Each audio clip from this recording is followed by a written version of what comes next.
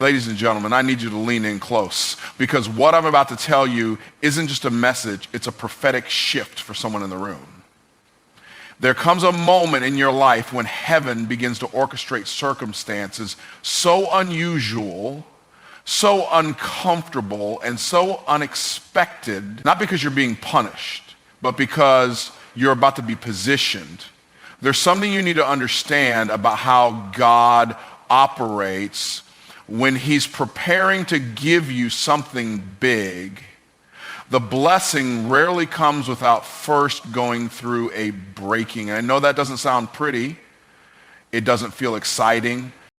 It's not the part we shout about, but it's the part that's necessary, because before God takes you higher, he'll strip away what can't survive the altitude. The breaking isn't punishment, it's preparation.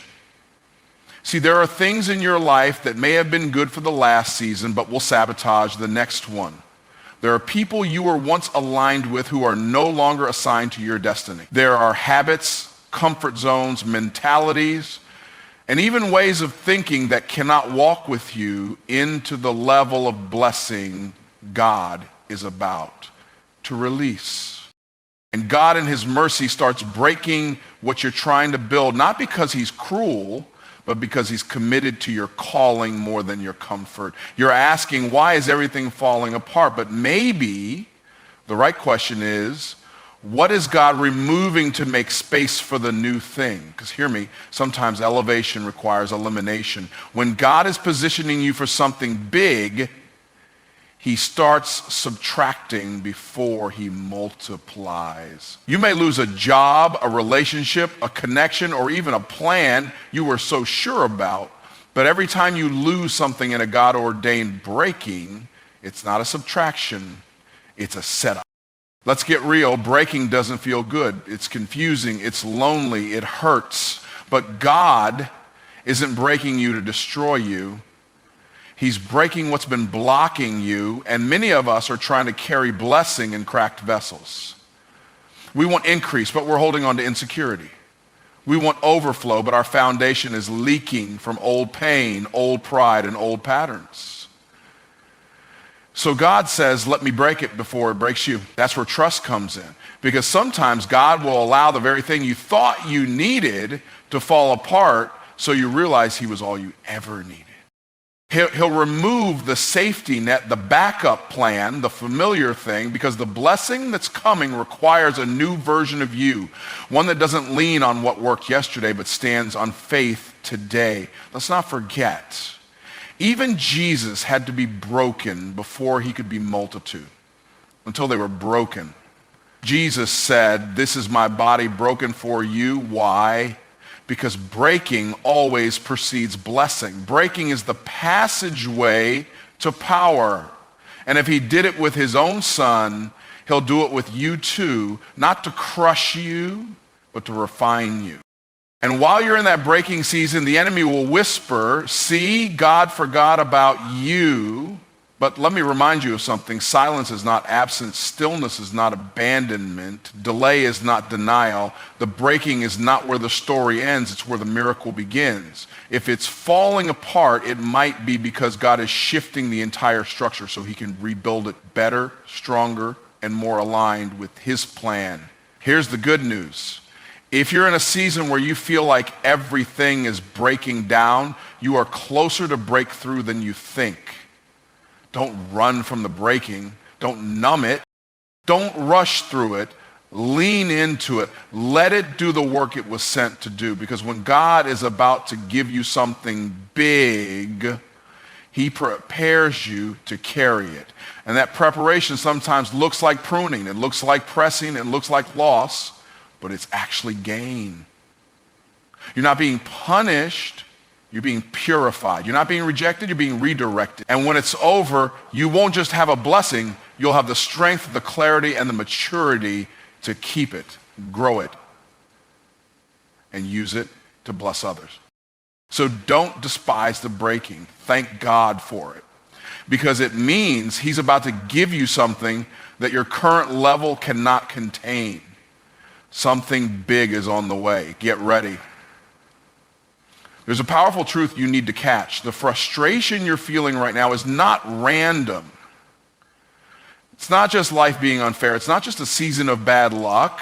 That frustration you're carrying, that restlessness in your spirit, that irritation with where you are, it's divine, it's sacred. It's the Holy Spirit's way of alerting you that your current environment is too small for the destiny that's been placed inside of you. See, frustration is often God's way of stirring up your awareness. It's a signal that something greater is calling you. When God is about to give you something big, he starts allowing dissatisfaction to rise up, not to depress you.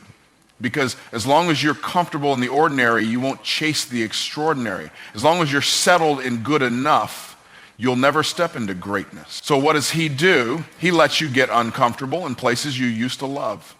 He lets what used to fulfill you start to feel like it's draining you. That's not punishment. That's a wake-up call. We often pray, God, show me what's next. But God says, I'll let you feel frustration until you can no longer stay where you are. He's using your discomfort to pull you into destiny.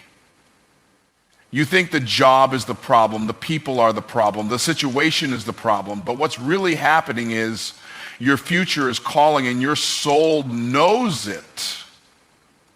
Your assignment is growing and your environment can't hold it anymore.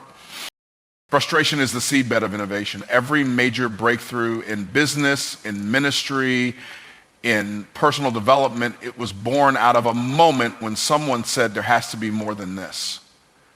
That's when God shows up. He's not moved by our routine. He moves when we recognize that what we're doing now no longer aligns with who we are becoming. That's when the shift begins. Here's the mistake many people make. They try to fix the frustration externally instead of interpreting it internally. They change jobs, change cities, change relationships, thinking that a new environment will fix an internal restlessness. But hear this, if the frustration is divine, no matter where you go, it's about where you are. It's about who you're called to become. God's not trying to change your scenery. He's trying to change your strategy. You've been stuck not because you lack potential, but because you've been tolerating patterns that were meant to be temporary. Frustration comes to break cycles, to shake your routine, to jolt your spirit awake and say, there's more.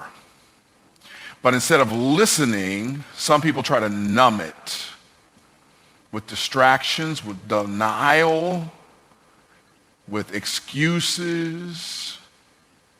But what you don't confront will keep you confused. God is too committed to your calling to let you stay stuck. So he sends the irritation as a reminder. I've built you for something bigger. And if you're willing to lean in, to stop resisting the discomfort and start decoding it, you'll find out that the frustration is pointing you to your future. It's trying to show you what's broken in the world that you've been assigned to fix, what's inefficient in the marketplace that you've been called to improve, what's missing in people's lives that you've been anointed to deliver. You don't need to fear frustration, you need to follow it. Let it lead you to the deeper questions. What am I here for? What am I supposed to be building? Who am I called to help? What problem have I been uniquely designed to solve? Because inside that storm of discomfort is a blueprint for your breakthrough. If it's uncomfortable, it's intentional. God doesn't frustrate you to push you down. He frustrates you to lift you up. He's stretching your vision, challenging your capacity, training your spiritual senses to discern not just what is, but what could be. So instead of asking, why is this happening to me? Start asking, God, what are you trying to show me through this? That's when things shift. That's when revelation hits. That's when strategy is released. And that's when doors open, not because you forced them open, but because you finally became aligned with the version of you God was always calling you to be. So if you're feeling that weight, that tension, that restlessness, read, because you're not stuck, you're being summoned. And your frustration is not your enemy, it's your fuel. Something big is coming, Don't run from the discomfort. Let it drive you straight into destiny. When God is about to give you something big, he doesn't always do it the way you expect. He doesn't send you a calendar invite or give you a 5-step plan that makes sense to your natural mind. No, when God is setting you up for a major move, he will often issue a command that looks foolish, feels uncomfortable, and challenges every ounce of logic you have, because the level you're stepping into requires obedience, not opinion. Faith, not familiarity. See, uncommon increase always comes after uncommon instruction. The kind of instruction that makes your flesh uneasy but makes your spirit leap. The kind of instruction that causes you to say, God, are you sure? But deep down you already know he is. God doesn't speak to validate your comfort zone. He speaks to call you out of it. Throughout Scripture, we see this pattern. God never asked anyone to do something average before releasing something amazing. He told Noah to build a boat in the middle of dry land before a single drop of rain ever fell. He told Abraham to leave everything he knew and go to a land I will show you. Not here's the map, not here's the route. Just go. That's faith, that's obedience. Peter had been fishing all night and caught nothing. He was a professional fisherman. He knew the sea, he knew the methods. And yet Jesus shows up and tells him, cast your net on the other side. To Peter, that made no sense. But the moment he obeyed, even though it seemed foolish, he caught more than he could carry. That's how God works. He gives you instructions that don't match your intellect, because he wants to see if you trust his voice more than your own life. Some people miss the blessing, not because they lack faith, but because they refuse to follow what doesn't make sense. They wait for clarity before they move, but God doesn't promise clarity. He promises his presence. And if he gave you the instruction, that's all you need. Let me ask you this. What is the last uncommon instruction God gave you that you still haven't acted on? Was it to start the business, to forgive that person, to step out in ministry, to sow a seed that stretched you? Whatever it is, your next breakthrough is often tied to that one act of obedience. God doesn't bless potential, he blesses obedience. And here's the thing, obedience will always cost you something on the front end. It'll cost you your pride, it'll cost you your plans, it'll cost you your timeline. But the reward is always worth it, because that one act of faith can do more in your life in 5 minutes than your best strategy could do in 5 years. You might be thinking, but what if I mess it up? Let me set you free.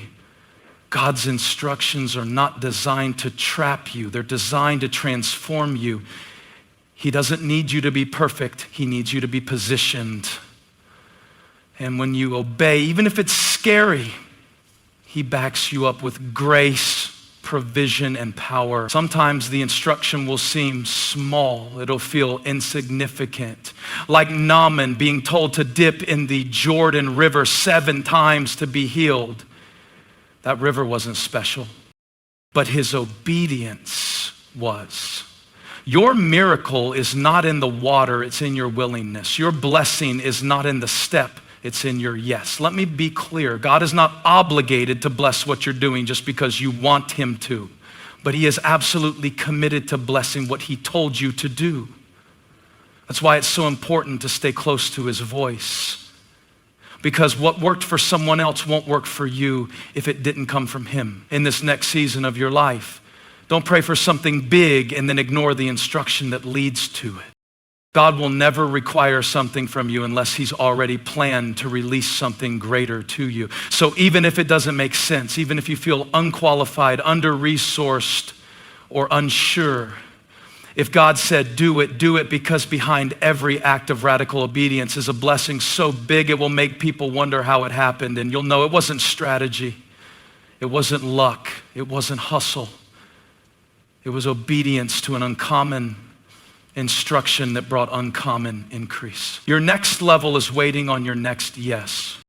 Sometimes the hardest thing to accept is that God is not in a hurry. We live in a world of speed, fast food, instant messages, overnight success, but God operates on a different timeline, a divine one. And when God is about to give you something big, he doesn't just focus on the blessing, he focuses on the person receiving it.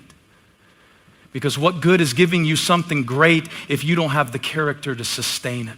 That's why sometimes it feels like God is taking too long. You're praying, preparing, staying faithful, doing everything you know how to do, and still it hasn't happened. The doors haven't opened. The opportunity hasn't come. The breakthrough is still on hold. But let me tell you something powerful. Delay is not denial, it's development. God will delay the gift until your hands, your heart, and your habits are ready to handle what he's about to release. Not because he's cruel, but because he loves you too much to let the blessing destroy you.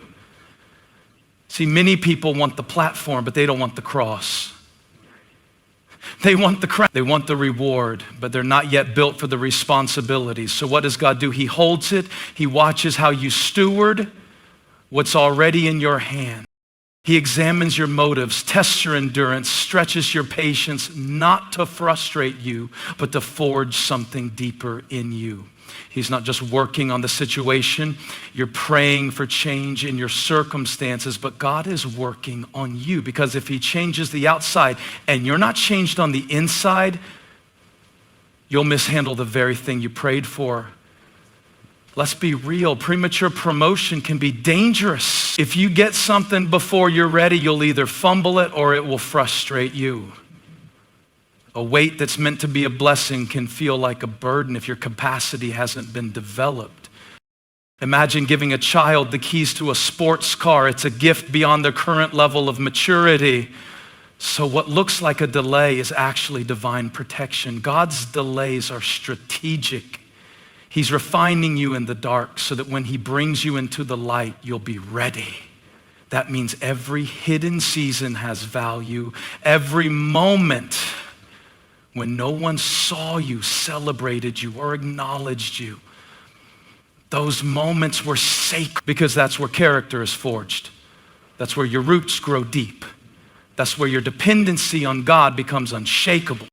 And here's what's amazing. When you're finally ready, when the time is right, when your character matches your calling, God doesn't have to ask permission. He will release the blessing suddenly, swiftly, ferventlessly, because preparation meets opportunity in the right season. And what looked like delay becomes divine alignment. You've got to understand God is more committed to your future than your feelings. He's not responding to your impatience. He's responding to your purpose. He's stretching your timeline because he's stretching your destiny.